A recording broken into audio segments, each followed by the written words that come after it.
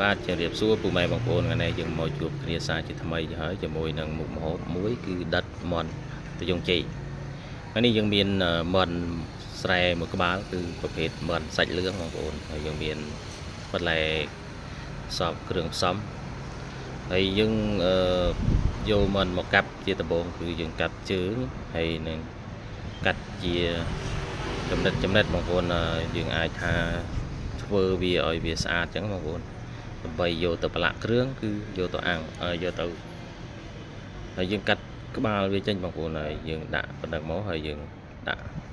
ជាមួយនឹងរ៉ូឌីប៊ីចេងស្ករអញ្ចឹងបងប្អូនហើយយើងប្រឡាក់គ្រឿងដើម្បីឲ្យវាចូលជាតិតិចពីលើអញ្ចឹងបងប្អូនដោយសារថាមាន់ហ្នឹងគឺយើងអានធ្វើទឹកជ្រលក់ផ្សេងហើយយើងក៏ចាប់ផ្ដើមប្រឡាក់គ្រឿងវាខាងក្រៅដើម្បីឲ្យវាមានរសជាតិឆ្ងាញ់ប្លែកបងប្អូនហើយយើងយកជាមួយនឹងខ្ទឹមក្រហមហើយនឹងម្ទេសដាក់ជាមួយដែរបងអញ្ចឹងបងប្អូនចំពោះគល់ក្រីគឺខ្ញុំកាត់វាហើយដំវាដើម្បីញិតក្នុងពោះមិនបងប្អូនដើម្បីឲ្យវារសជាតិឲ្យវាចូលជាតិអញ្ចឹងបងប្អូនឲ្យវាជាតិខ្លាំងណាបងប្អូនហើយយើងដាក់ចេះហើយចំពោះមិនដិតនេះគឺហៅថាមិនដិតត្រយងជ័យបងប្អូនយើងដាក់មួយស្លឹកក្រូចផងដែរមុខនេះគឺធានាថាអេមបងប្អូនយកតែមិនស្រែមួយមកត្រយងជ័យមកយើងដាក់រៀបចំចាក់ប្រេងខ្យងតិចអញ្ចឹងបងប្អូនហើយមុខនេះគឺយើងតែងតែធ្វើប្រចាំថ្ងៃបងប្អូនអ្នកខ្លះក៏ចូលចិត្តម៉ែបគឺយើងធ្វើបែបនេះហើយខ្ញុំចូលចិត្តធ្វើចេះហើយខ្ញុំក៏យកស្លឹកគ្រៃបងប្អូនយើងយកស្លឹកគ្រៃមកដាក់ឲ្យច្រើនដើម្បីឲ្យវាក្រាស់ហើយយើងដាក់ស្លឹកជីដាក់ជាមួយនឹង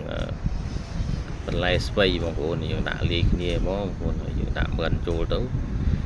ហើយណាមួយម្ហូបរបស់យើងគឺវាងាយបងប្អូនចាប់បានហូបចឹងបងប្អូនយើងដាក់វាទៅមកហើយគ្រឿងក្នុងវាយើងដាក់ខាងអញ្ចឹងបងប្អូនហើយបន្ទាប់មកយើងដំស្លឹកគ្រៃយើងដាក់ដំដាក់ឲ្យច្រើនបងប្អូនដាក់គ្រឿងច្រើននឹងតែឆ្ងាញ់ហើយបងប្អូនវាអត់មានអីត្រូវពិបាកទេបងប្អូនគ្រាន់តែមើលវីដេអូរបស់ខ្ញុំគឺពីដើមដល់ចប់គឺបងប្អូនអាចចេះធ្វើនៅមុខម្ហូបដល់ពិសេសវិសាលនេះបានហូបទាំងអស់គ្នាអញ្ចឹងបងប្អូន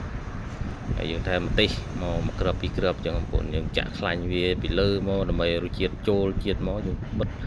យើងដាក់ជាមួយនឹងឆ្នាំងឲ្យស្អាតចឹងមកយើងក៏រៀបចំភ្លើងបងប្អូនយើង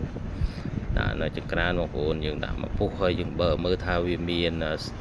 ស្ថិរភាពនិងគុណភាពបែបណារូបភាពមើលទៅតំណងចេះណាបងប្អូនហើយយើងមកបុកទឹកត្រីកោះកុងហើយជាមួយនឹងខ្ទឹមសនៅម្ទេសខ្ចី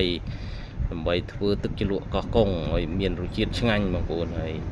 តមកមិនយើងក៏ឆ្អិនល្មមបងប្អូនក៏យើងអាចថាយកទៅ